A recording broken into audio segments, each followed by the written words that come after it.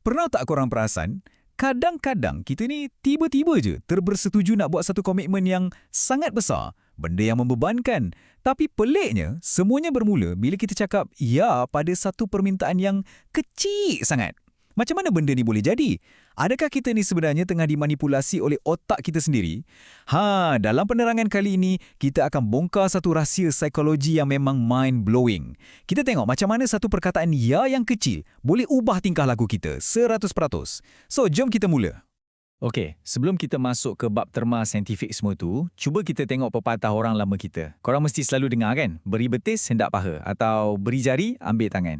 Pepatah ni sebenarnya memang tepat. Ia sebiji gambarkan sifat semula jadi manusia. Bila kita bagi sikit je kelonggaran atau persetujuan dekat seseorang, mereka ni ada kecenderungan untuk pelan-pelan naikkan permintaan mereka. Relatable sangat dengan hidup kita kan? Orang-orang tua kita dulu dah lama faham corak perangai ni. Dan hari ni, kita akan tengok macam mana sains moden buktikan yang pepatah ni memang wujud secara psikologinya. Dalam dunia psikologi, fenomena beri betis nak paha ni, saintis panggil sebagai teknik foot in the door. Secara formalnya, ia adalah satu kaedah pengaruh sosial. Senang cerita macam ni. Orang akan minta kita buat satu benda yang sangat mudah dan kecil dulu. Bila kita dah cakap okey, kebarang kalian untuk kita bersetuju dengan permintaan sebenar yang jauh lebih besar dan susah lepas tu, akan mencanak naik. Ia umpama kita letak sebelah kaki kat celah pintu yang tengah terbuka sikit. Bila kaki dah masuk, mestilah jauh lebih senang nak polak pintu tu supaya terbuka luas, betul tak? Mari kita tengok kajian papan iklan pada tahun 1966 oleh Jonathan Friedman dan Scott Fraser. Okey, untuk buktikan benda ni bukan rekaan semata-mata, kita kena imbas kembali ke tahun 1966. Dua orang pengkaji, Jonathan Friedman dengan Scott Fraser, diorang buat satu eksperimen yang sangat epik. Diorang tak nak test kat makmal je, diorang nak test dekat dunia sebenar guna orang awam biasa pasal isu keselamatan jalan raya. So, apa diorang buat? Diorang pecahkan pemilik rumah ni kepada dua kumpulan. Kumpulan pertama, diorang terus bagi permintaan sukar. Bayangkan ada orang tak dikenali ketuk pintu rumah korang, lepas tu tiba-tiba minta izin nak pacak papan iklan gegasi pasal pandu cermat kat depan laman rumah korang. Mesti cacat pemandangan rumah kan?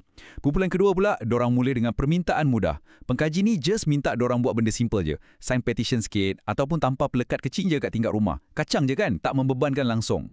Jadi apa hasil untuk kumpulan pertama yang tiba-tiba kena permintaan sukar tadi?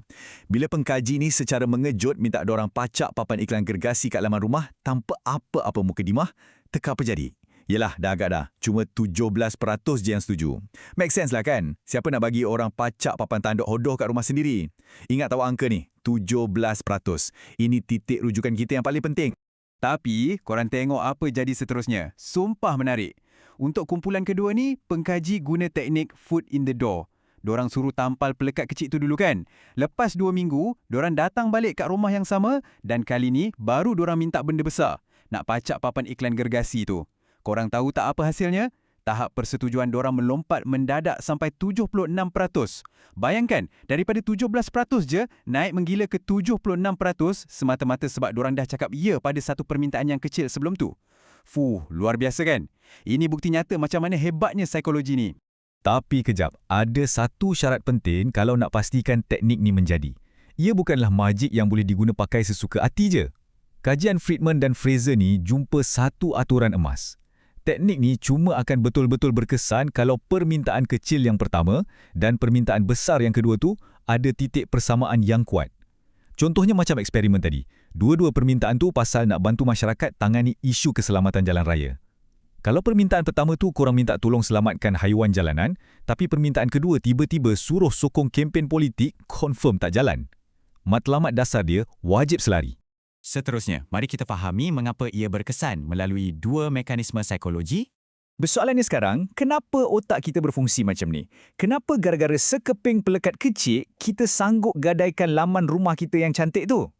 Dari sudut sains, teknik foot in the door ni sebenarnya didorong oleh dua mekanisme kat minda bawah sedar kita. Nombor 1, perubahan persepsi kendiri dan nombor 2, keinginan untuk kekal konsisten. Dua benda ni bekerjasama secara senyap untuk ubah cara kita berfikir pasal diri kita sendiri. Jom kita bedah satu-satu. Mekanisme yang pertama, perubahan persepsikan diri. Bila korang bersetuju nak buat sesuatu yang kecil, macam sign petition tadi tu, satu benda menakjubkan jadi dalam otak korang. Korang mula buat penilaian semula dan tanpa sedar korang bina satu identiti baru. Otak kita macam terfikir, oh, rupanya aku ni jenis orang yang ambil berat pasal keselamatan awam. Aku ni orang yang suka tolong komuniti. Korang bina satu imej diri yang positif. So, bila datang permintaan yang lebih besar lepas tu, korang akan bertindak berdasarkan identiti baru ni. Sebab benda tu dah rasa macam sebati dalam diri. Mekanisme yang kedua pula, konsistensi. Budaya manusia ni secara fitrahnya memang sangat menghargai orang yang konsisten. Kalau kita cakap A, kita kena buat A. Kalau korang dah mulakan satu tindakan macam bersetuju tampal pelekat tu, wujud satu tekanan sosial dari dalam diri untuk korang habiskan atau teruskan. Minda kita mula berbisik, alamak, aku dah mula sokong kempen ni minggu lepas, takkanlah aku nak tolak pula bila diorang nak letak papan tanda tu. Nanti orang cakap aku ni cakap tak serupa bikin. Nampak tak? Sebab itulah kita automatik rasa terdorong untuk terus setuju dengan permintaan dorang. Semata-mata nak jaga konsistensi diri yang kita dah bina awal tadi. Menarik kan? Macam mana satu tindakan kecil je yang nampak macam harmless boleh merombak cara kita pandang diri kita sendiri dan akhirnya buat kita bagi komitmen luar biasa besarnya. So, saya nak tinggalkan korang dengan satu soalan ni. Cuba korang ingat balik pengalaman hidup korang. Pernah tak korang sendiri terpedaya dengan teknik foot in the door ni? Mungkin masa jumpa promoter kat mall ke? Atau bila kawan tiba-tiba minta tolong benda besar lepas dia minta tolong benda remeh? Cuba fikir-fikirkan. Okay guys, kalau korang dapat nilai dan ilmu baru dari penerangan hari ni, pastikan korang tekan butang subscribe tu, berikan like dan kongsikan pengalaman korang kat ruangan komen kat bawah.